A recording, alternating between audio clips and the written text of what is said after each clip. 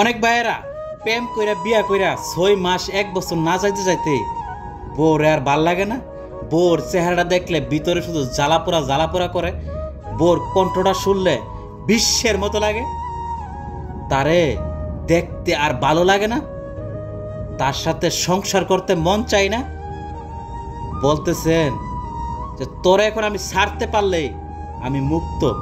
তোরে আমি বিয়া করি নাই, তুই আমারে বিয়া করছস তাবিজ কইরা, না হলে তো আমি জীবনও তোরে আমি কোনোদিনও বিয়ে করতাম না।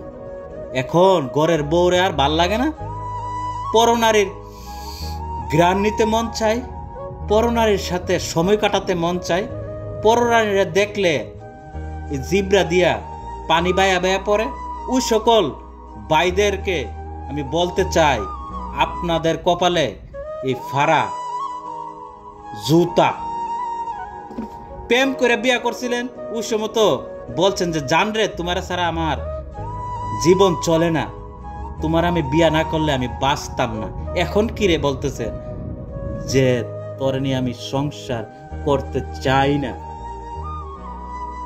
বাইরে প্রেম করে বিয়া করছেন নিজের ইচ্ছায়, নিজের বুদ্ধিতে, মা বাবার কথা শুনছেন না। এখন এই মেয়েটারে নিয়ে সংসার করার চিন্তাধারা করেন।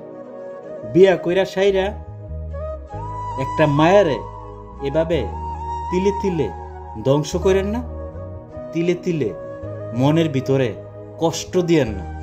তাহলে আপনাদের জন্য অপেক্ষা করব এরকম একটা ফাড়া জুতা আর অন্ধকার একটা ভবিষ্যৎ। জীবনে কোনো সুখ খুঁজে পাবেন না, কারণ আপনাদের তো মন চাই গড় বউ থাকার পরও পরনারীর ঘ্রাণ নিতে, ঘ্রাণ।